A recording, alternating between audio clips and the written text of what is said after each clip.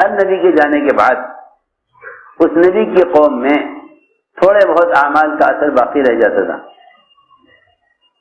تھوڑا بہت اثر باقی رہ جاتا تھا. لوگ اعمال کرتے تھے، اگرچہ وہ اعمال رسمی ہوتے تھے، لیکن کچھ نہ کچھ پچھلے نبی کے اعمال کا اثر قوم میں باقی رہ جاتا تھا. ہم نے عرض کیا کہ دعوت دی یوشع بن نون نے، انہوں نے دعوت کو قبول نہ کیا، مقابلے پر آ گئے. مقابلے پر آ گئے تو ادھر عصر کی نماز، ادھر عصر کی نماز،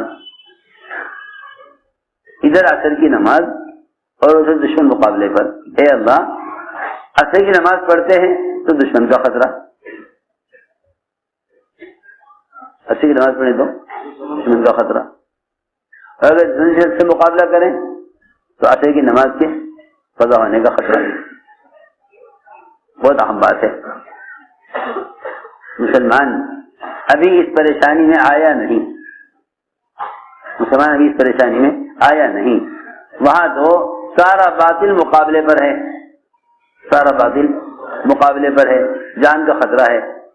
وہاں سوچ رہے ہیں عصر کی نماز کے کیا ہوگا. یہاں ایک چھوٹی سی دکان لے کے بیٹھا ہوا ہے اور سوچ رہا ہے کہ نماز پڑھوں یا دکان دیکھوں. عجیب بات ہے. یہ تو بیچارہ ابھی اسباب کے مقابلے میں، اسباب کے مقابلے نماز کو سوچ رہا ہے، اور وہاں مسلمانوں کی جماعت، وہاں مسلمانوں کی جماعت وہ تلواروں کے سائے میں عصر کی نماز سوچ رہے ہیں کہ عصر کا کیا ہوگا. سوچو وہ کیا سوچ رہے ہیں، عصر کا کیا ہوگا، عصر کی نماز کا کیا ہوگا. یہاں چھوٹی سا کھوکا لیے بیٹھا ہے دکان کا، اس نے بھی سوچے گا کہ نماز چھوڑ دوں، سبب اختیار کر لوں. وہاں نماز اور قتال دونوں جمع ہو گئے. اے اللہ، ہم کیا کریں.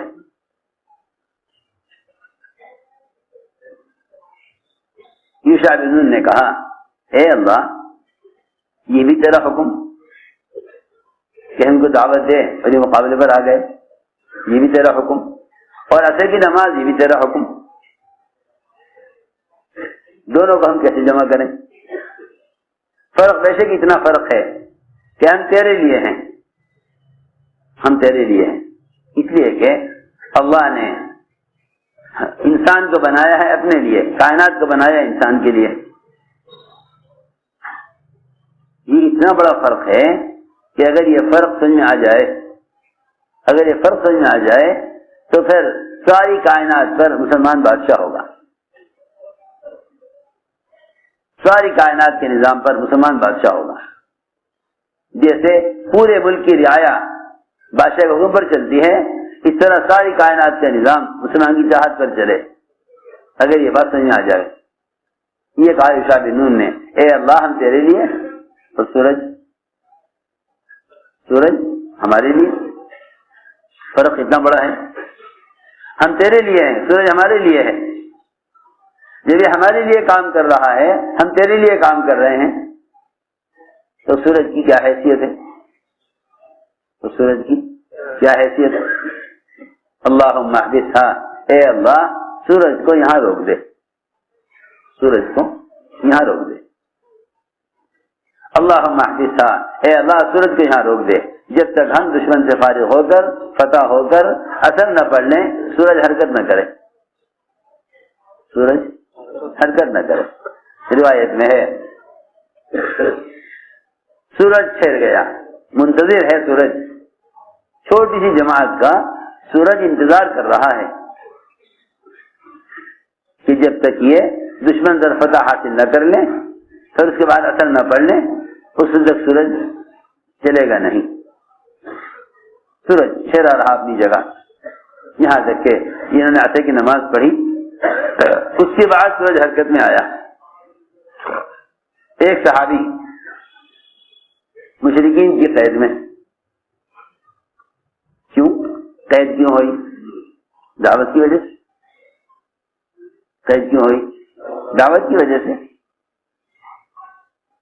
قید کیوں ہوئی؟ دعوت کی وجہ سے. لڑائی ساری اسی پر تھی کہ تم ایک اللہ کی طرف دعوت نہ دو، کرو عبادت کسی کونے میں بیٹھ کر، دعوت نہ دو.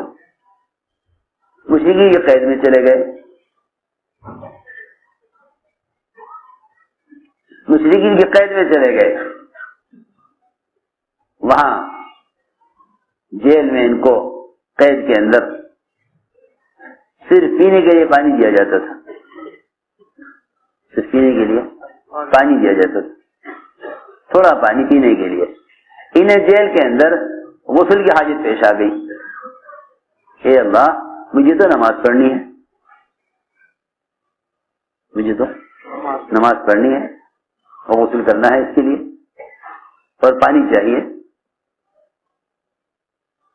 پانی دیا جیلر نے تو پینے کے لیے تھوڑا سا پانی ملا.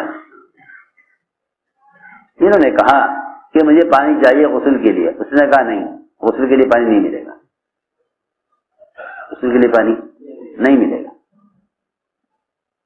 غسل کے لیے پانی نہیں ملے گا. صحابی نے کہا کہ اگر تم پانی غسل کے لیے نہیں دیتے ہو تو مجھے پینے کا پانی 2 دن کا پانی ایک ساتھ دے دو. 2 دن کا پانی اکٹھا دے دو. 2 دن کا پانی ایک دن میں دے دو. میں 2 دن تک پیاس کو صبر کر لوں گا، لیکن نماز کو نہیں چھوڑ سکتا. 2 دن 48 گھنٹے آدمی پیاسا رہ لے، یہ تو آسان ہے، لیکن ایک نماز قضا ہو یہ نہیں. جیلر نے کہا نہیں، آج کا پانی آج ملے گا، کل کا پانی کل ملے گا، ہم 2 دن کا پانی ایک ساتھ نہیں دیں گے. کوشش کر لی اور یہ عزم کر لیا کہ ٹھیک ہے، آج کا پانی آج ملے اسے ہم رکھ لیں گے، کل کا پانی کل ملے گا اسے جمع کر لیں گے، لیکن پیاس کو صبر کر لیں گے. ابھی اسی فکر میں تھے، اللہ نے بادل کو حکم دیا کہ جائے بادل اور جیل میں داخل ہو اور سال پر جا کر برسے. تو یہ واقعات آج بھی مسلمان کو یہ سمجھانے کے لیے ہیں کہ نظام کائنات کا مسخر ہونا دعوت عبادت کو جمع کرنے پر ہے. نظام کائنات کا مسخر ہونا دعوت عبادت کو جمع کرنے پر ہے کہ اگر چاہو کہ نظام کائنات پوری دنیا کا نظام، وہ نظام جو انسان کے بس سے باہر ہے، وہ نظام جو انسان کے بس سے باہر ہے، اس کی تسخیر کا ایک ہی نسخہ ہے اور اس کو مستقر کرنے کا ایک ہی راستہ ہے کہ دعوت اور عبادت ان دونوں کو ایسے جمع کر لو جیسے ان کا حق ہے، جیسے ان کا حق ہے. اللہ رب العزت تمہارے لیے نظام کائنات کو مسخر کر دیں گے. میں نے یہ ساری بات یہ سمجھانے کے لیے عرض کی ہے کہ زمانے کا مسلمان بیچارہ اس مایوسی میں پڑا ہوا ہے، کوئی احساس کمتری کا شکار ہے کہ ہم کیا کر سکتے ہیں، جب تک حکام موافق نہ ہوں اسلام کیسے چل سکتا ہے. اللہ اکبر.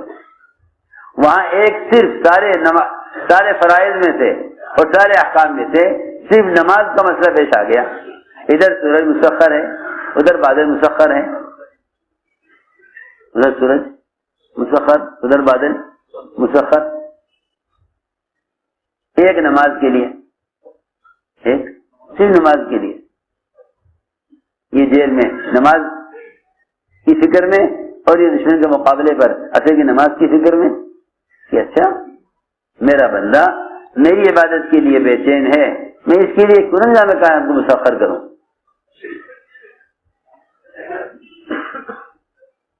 اس لیے میرے دوستو عزیزو، اللہ تعالی کی تمام غیبی نصرتیں، اللہ کی تمام غیبی نصرتیں وہ دعوت اللہ کے ساتھ ہی لازم ہیں. تمام غیبی نصرتیں دعوت کے ساتھ لازم ہیں. سب سے زیادہ اللہ کی غیبی مددیں انفرادی دعوت پر نازل ہوتی ہیں. انفرادی دعوت، تمام غیبی نصرتیں انفرادی دعوت کے ساتھ ہیں. اللہ حضور اکرم صلی اللہ علیہ وسلم سخت گرمی کے وقت نکلے دعوت دینے کے لیے. آپ کو طلب کیا گیا، یہ نہیں کہ یہ موقع، یہ وقت کام کرنے کا نہیں ہے. آپ صلی اللہ علیہ وسلم سخت گرمی کے وقت نکلے. اتنی دھوپ اور تپش تھی کہ آپ سائے کی تلاش میں ہوتے تھے کہ کہیں کو سائے مل جائے تو سائے میں چلوں. وہاں پہنچے، آپ نے اپنی دعوت پیش کی. ان لوگوں نے آپ کی دعوت کا انکار کیا. اللہ نے فرمایا کہ اے محمد صلی اللہ علیہ وسلم، اللہ نے آپ کا دعوت دینا بھی سن لیا اور قوم کا جواب بھی سن لیا. آپ کو ان کے انکار کرنے سے اتنا غم تھا، اس لیے کہ جو شخص کسی چیز کی امید رکھ کر جاتا ہے اور پھر اس امید کے خلاف ہو، اس سے جو اذیت اور غم ہوتا ہے، اس سے اذیت اور غم ہوتا ہے، بڑی سخت تکلیف. آدمی حضور اکرم صلی اللہ علیہ وسلم سارے انبیاء علیہ السلام کے مقابلے میں اذیت میں آگے بڑھ گئے. سارے نبیوں کے مقابلے میں آپ تکلیف اور اذیت کو برداشت کرنے میں سب سے آگے بڑھ گئے. اس کی وجہ یہ ہے میں آپ کو بتاتا ہوں. اس کی وجہ یہ ہے کہ سارے انبیاء علیہ السلام نے نہ ماننے والوں کے لیے اللہ سے ہلاکت مانگ لی. میری بات توجہ سننا. سارے انبیاء علیہ السلام نے نہ ماننے والوں کے لیے بد دعا کر کے قوم کو ہلاک کرا لیا، اتباع کرنے والوں کو ساتھ لے لیا. نوح علیہ السلام نے اپنے اتباع کرنے والوں کو، لوط علیہ السلام اپنے اتباع کرنے والوں کو، سارے انبیاء علیہ السلام نے اپنے اپنے ماننے والوں کو ساتھ لیا. اور باقی جو قوم رہ گئی تھی ان کو انبیاء علیہ السلام نے اپنی بددعا سے ہلاک کرا لیا. کسی پر چیخ کا عذاب، کسی پر طوفان کا عذاب، کسی پر زلزلے کا عذاب، کسی پر ان کے پتھر ہو جانے اور یا سور خنزیر اور بندر بن جانے کا عذاب. کتنے عذاب کی شکلیں نازل کی. لیکن اللہ اکبر، کیونکہ محمد صلی اللہ علیہ وسلم آخری نبی ہیں، آپ کے بعد آپ کا کام امت کو سنبھالنا ہے. آپ نے امت کی اس کی تعلیم دی، آپ نے امت کی اس کی تعلیم دی. آپ نے امت کو ساری انسانیت کے ہلاک کرنے، یہ ساری انسانیت کے لیے بددعا کرنے کی تعلیم نہیں دی، بلکہ آپ نے اپنی امت کو ستانے والوں پر احسان کرنے اور ستانے والوں کی ہدایت کی دعا کرنے اور ستانے والوں کے ہدایت پر آنے کی تمنا، اس کی تعلیم دی. چنانچہ جب انہوں نے سختی سے آپ کی بات کا انکار کیا تو آپ کو سخت رنج اور غم ہوا. آپ کو سخت رنج اور غم ہوا اور آپ وہاں سے اتنے غمزدہ واپس ہوئے کہ قرن ثعالب جگہ کا نام ہے، وہاں پہنچنے تک آپ کو ہوش نہیں تھا.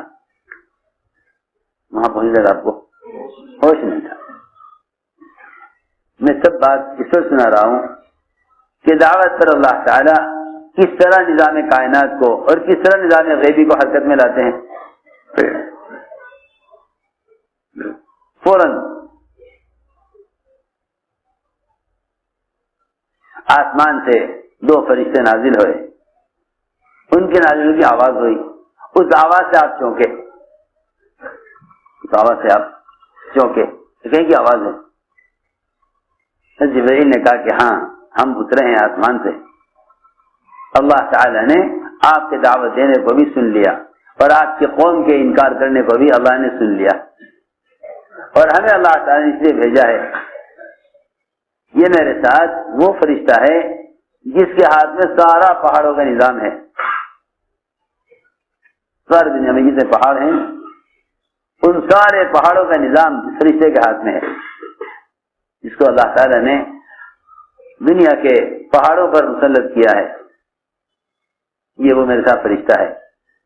یہ دو پہاڑ ہیں، جبل احمر، جبل ابو قبیس، یہ دو بڑے پہاڑ تھے مکہ مکرمہ کے، جن کے درمیان ساری آبادی تھی، درمیان ساری آبادی، کہ اللہ نے مجھے بھیجا ہے یہ کہہ کر کہ جاؤ محمد صلی اللہ علیہ وسلم پر یہ بات پیش کرو اور اجازت لو، یہ نہیں کہ عذاب آ جائے، نہیں، عجیب بات ہے، جب تک آپ کی امت استغفار کرتی رہے گی ہم عذاب نہیں لائیں گے، اور جب تک آپ اپنی امت میں ہیں ہم عذاب نہیں لائیں گے، تاکہ آپ اپنی قوم کو دعوت دیتے رہیں۔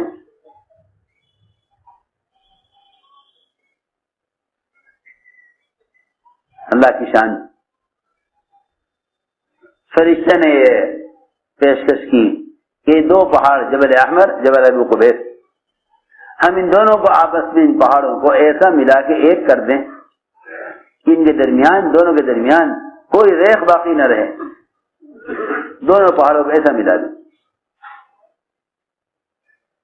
اور جتنی آبادی ہے ان کفار کی ان دو پہاڑوں کے درمیان، یہ سب کے سب کچل کر ختم ہو جائیں۔ بس میں کیا بتاؤں، اس زمانے کے مسلمانوں کا جذبہ محمد صلی اللہ علیہ وسلم کے جذبے کے غیروں کے بارے میں بالکل خلاف ہے۔ اس زمانے کے مسلمانوں کا جذبہ غیروں کے بارے میں محمد صلی اللہ علیہ وسلم کے جذبے کے بالکل خلاف ہے۔ کیوں؟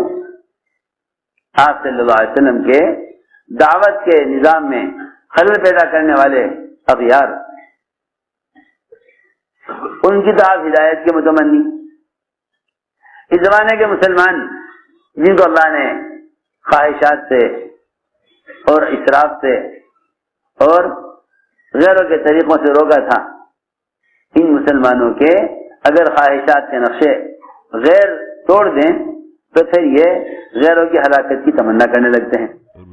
سوچو میں کیا کہہ رہا، دوبارہ عرض کرتا ہوں، محمد صلی اللہ علیہ وسلم کے دعوت کے نظام میں رکاوٹ بننے والے کفار، صاف بات ہے، محمد صلی اللہ علیہ وسلم کے نظام دعوت میں رکاوٹ بننے والے کفار، جن کی اللہ تعالی عذاب اور ہلاکت کی آپ سے اجازت لیں، اس کے لیے تو آپ تیار نہیں کہ نہیں میں یہ نہیں چاہتا۔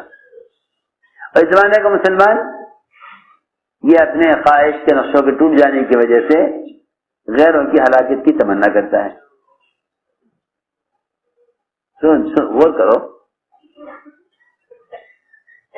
میں تمہیں صاف کہہ دیتا ہوں سب سے کہ مسلمان مغلوب ہی اس لیے ہے، اور اس کے گلے میں غلامی کا توق پڑا ہی اس لیے ہے کہ اس کے دل و دماغ پر غیروں کی چیزوں سے فائدہ اٹھانے کا تو جذبہ ہے، مگر ان کی ہدایت کا جذبہ نہیں ہے۔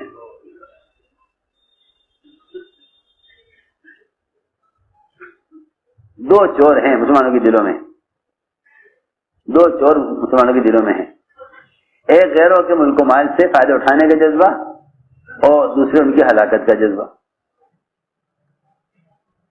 دوسرے ان کی ہلاکت کا جذبہ۔ اور انبیاء علیہ السلام اور صحابہ کرام ان دو چیزوں سے بالکل ان کے دل پاک تھے، ایک تو وہ غیروں کے ملک و مال سے فائدہ اٹھانا نہیں چاہتے تھے، اور دوسری بات یہ ہے کہ ان کے دل میں ان کی ہلاکت کا جذبہ نہیں تھا۔ یہ تھی اصل بات، اندر کی اور راز کی بات یہ ہے اصل، کہ اگر مسلمان ان دو گندے جذبوں کے ساتھ دنیا میں رہ رہا ہے تو پھر یہ مسلمان مغلوب ہو کر رہے گا، تو مسلمان مغلوب ہو کر رہے گا۔ کیوں؟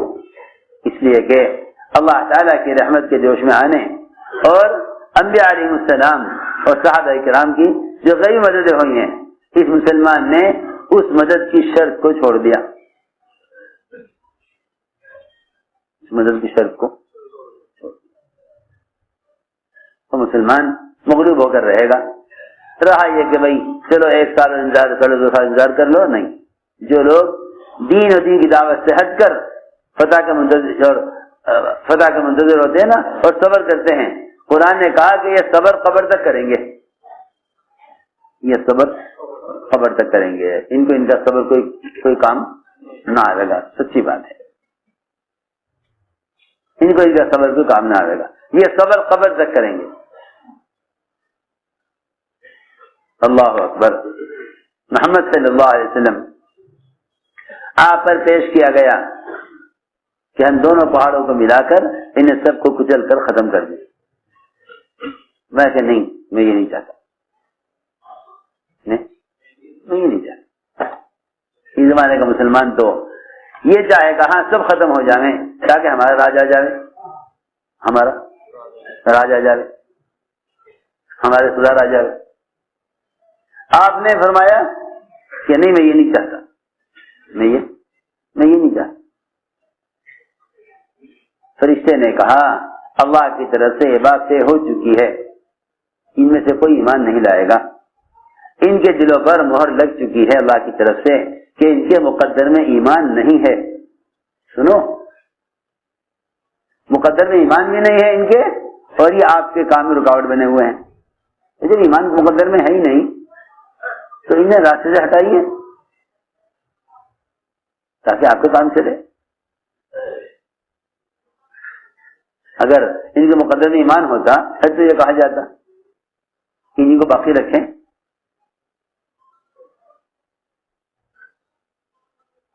ان کے مقدر میں ایمان ہے ہی نہیں اور آپ کے کام میں رکاوٹ بنے ہوئے ہیں۔ آپ نے فرمایا اگر ان کے مقدر میں ایمان نہیں ہے تو ان کو باقی رکھا جائے، کیونکہ ان کی جو پیٹھ میں اولادیں چھپی ہوئی ہیں وہ اولادیں پیدا ہوں گی، میں ان کو دعوت دوں گا اور اسلام میں داخل ہوں گی۔ میں یہ نہیں چاہتا، میں یہ نہیں چاہتا کہ ان کو ہلاک کیا جائے۔ تو میں نے عرض کیا کہ اتنی بڑی پیشکش اللہ کی طرف سے کہ ہم دونوں پہاڑوں کو ملا کے انہیں ختم کر دیں۔ میں نے عرض کیا کہ اللہ کی غیبی نصرتیں انفرادی دعوت کے ساتھ ہیں۔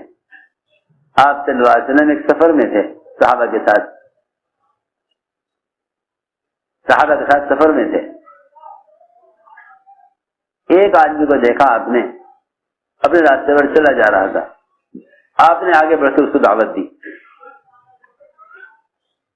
آگے بڑھ کر اس کو دعوت دی اور فرمایا آپ نے کیا شہادتین گواہی دیتے ہو اللہ کے سوا کوئی عبادت کے لائق نہیں اور میں اللہ کا رسول ہوں، کیا اس بات کی گواہی دیتے ہو؟ اس نے کہا کہ آپ کی بات پر گواہ کون ہے؟ آپ کی بات پر گواہ کون ہے؟ آپ نے فرمایا حالانکہ صحابہ آپ کے ساتھ تھے، یہ نہیں کہا کہ یہ گواہی دیں گے یہ سب، اور ظاہر بات ہے کہ جب گواہ طلب کیا جاتا ہے تو دستور ہے، یہ دستور ہے پوری دنیا کا، یہ گواہی انسان دیتا ہے، گواہی صحیح بات، گواہی انسان دیتا ہے۔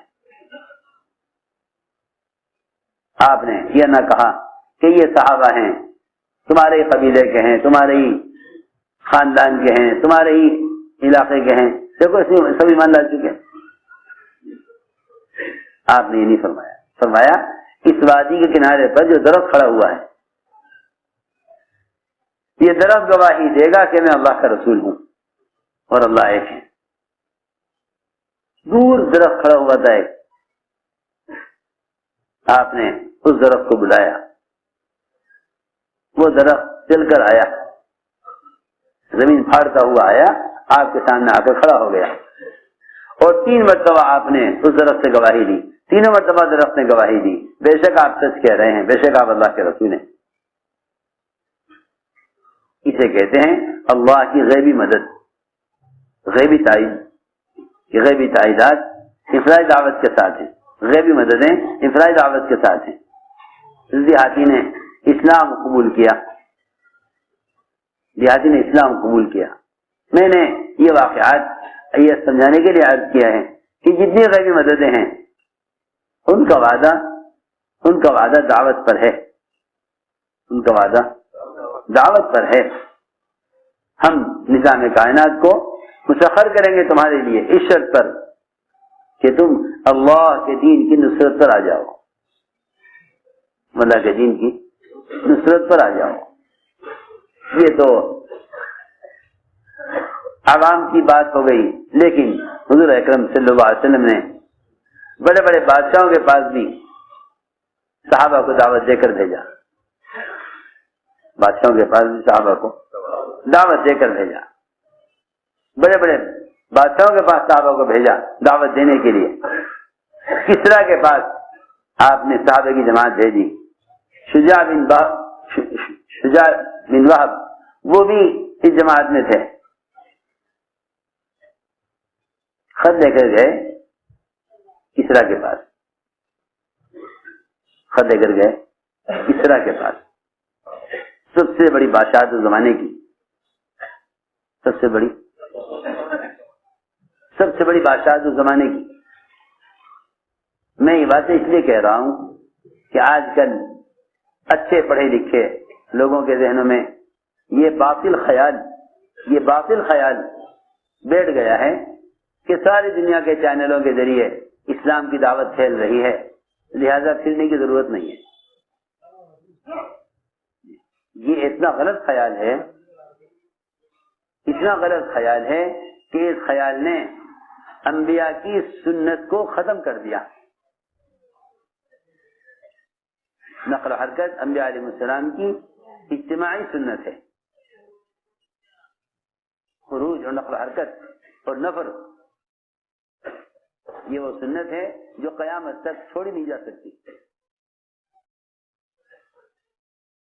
سمجھ آ رہی بات؟